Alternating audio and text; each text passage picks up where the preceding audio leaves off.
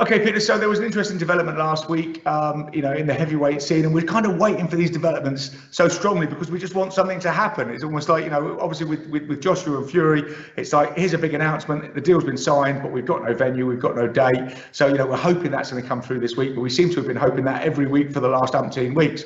And then, it's also to remember the other person that really should be a player in this scene, Deontay Wilder.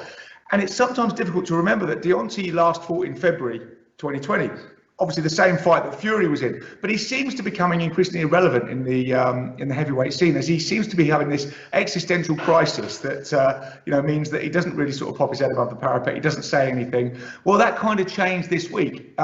He appeared on a podcast, and he did an hour and 20-minute chat on this podcast called We Need Counselling. So I just wanted to break down some of the things that he said, some of the things that might be relevant, and whether he's still going to be a player in this game. And then obviously, just to recap, I think as people know, obviously after the fight, he seemed to sort of take the defeat quite well in the ring, and then all these things started coming out. He sacked Mark Breland, then he reinstated Mark Breland, all these excuses coming out. But if you remember, Peter, it was all people from his camp that were saying these things, all these excuses, Fury cheated, etc., etc. And we never actually heard from the man himself. And then, like I say, he seemed to become increasingly irrelevant. And then Mark Breland's kind of broke cover a while ago, and we covered that, those allegations very early on. Breland said, look, Wilder's not going to box again, and if he did box again, he'd never beat Fury anyway. He was very difficult in camp. You can't tell him anything, etc., etc. And really criticising the whole setup. And there was a bit of pushback about this from the Wilder camp, understandably, but again, nothing really from the man himself. So it was really interesting when I heard last week that he was going on this We Need Counselling podcast. We thought, oh my God, we're finally going to hear from him. What's he going to say? What's he going to come out with? So it was an interesting, like I say, hour and 20-minute talk. It was slightly disappointing in the sense that, to me, the massive questions that needed to be asked, if you were talking to Deontay Wilder, you won't want to gloss around everything. You would want to say to him, what, in your opinion, happened in the Fury fight? Why did it go so wrong? How are you going to beat Fury the next time? When are you going to fight again? Now, there's some answers to that around what he's been doing. He has launched a legal challenge to try and reinforce his rematch clause with Fury. Now, as we understand it, the rematch clause with Fury had to be triggered within 6 months. It wasn't, so Team Fury said, look, it's null and void now, doesn't matter, we're moving on.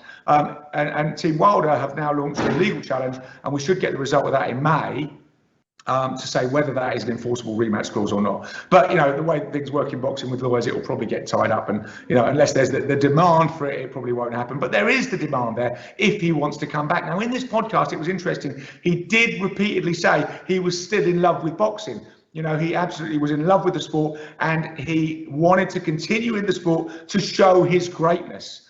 So he did say that, although there was no direct questions about it. I mean, it was a wide-ranging interview, which kind of really was obviously conducted by some friends and fans of his, and I would have thought, because these questions about Fury are so obvious, that they were told, do not go there before the fight, before the interview. And the interview was very complimentary to Wilder. To be honest, the interesting thing to me was, if you listen to the hour and 20 minutes and you for some reason have been living on Mars and didn't know about the Fury fight, you would have thought it had never happened.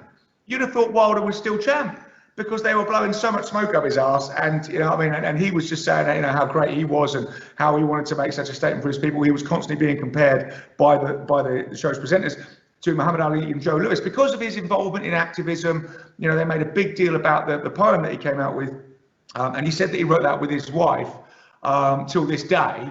And he released that on his Twitter feed after the tragic death of George Floyd and during the BLM protests.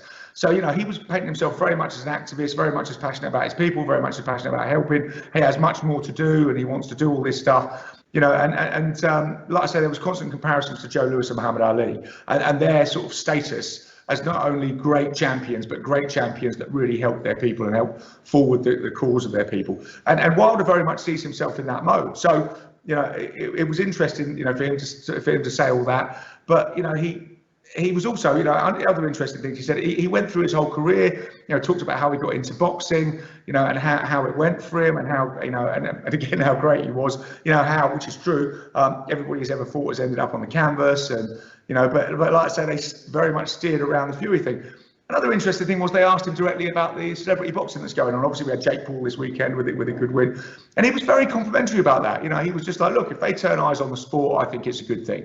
So I've got no problem with that. And it was interesting to hear him talk, and hear him talk very lucidly, you know, and passionately about his early life, about his early career, about growing up in Alabama. And you know, I didn't realise, but he was a preacher's son.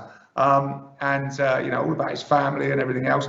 and as I say, the story of how he got into boxing, how he felt when he first walked in the gym, how he felt so at home, you know, how his very quick progression, he's going to the Olympics and then he's going through the pro ranks. But like I say, to me, there was just a big sort of gap about the Fury fight, because like I say, you could listen to that whole podcast, that hour and 20 minutes, and you would think that fight never happened. So that's the one thing that makes me think, obviously when you hear him say, I'm still in love with boxing, I've got a lot more to do in this sport, you're like, great, it's going to be on. And we're thinking about opponents like, obviously we would like to see him in with Dylan White, and Dylan White seems to be calling for that fight now. You know, there's people like Andy Ruiz out there, you know, the winner of Fury Joshua. So there's massive options for him. And when he says he's in love with boxing, he's got a lot more to do. You think, well, yeah, what's your next step? But to be honest, from listening to the podcast as well, with the admission of the Fury stuff, and like I said, he was lucid, he was great. He was talking about the stuff he does outside of boxing, his property portfolio, his scuba diving, all this sort of stuff. But with the admission of that Fury thing, it makes me think that he kind of is still living in this alternate reality. And that podcast was acquiescent in that alternate reality. It talked about how great he was, how amazing he was, and it didn't talk about, you know, the elephant in the room that we all wanted to know about. So, you know, again, just like the story of this heavyweight steed at the moment, that's kind of indeterminate thing. Interesting, but it doesn't tell us if he's definitely going to fight, who he's going to fight, when it's going to be, you know, which is what we want to know about all of them. But, you know, the fact that he was on that podcast, the fact that the man himself has spoken and putting himself a bit more out there, you know, I think is interesting, and probably, you know, if it, like I say, it's weighing it up. You know, but he did say he was in love with his boxing, in love with the sport, and had a lot more to do. So, you know, hopefully we'll hear something more concrete to underline that, like an opponent and a date next. And that's what we're all waiting for. But yeah, you know, as the story of Wilder goes, is he going to fade off into the distance, a bit like Hamid did after that defeat by Barrera? Couldn't really cope with it, you know, or is he going to grit his teeth, as he keeps saying he's going to do, turn around and come back, and again, to quote the man himself, prove his greatness? We will see, Peter, and we wait, as we always wait in this interminable heavyweight saga. We wait and we wait to see, but there's a little bit of information.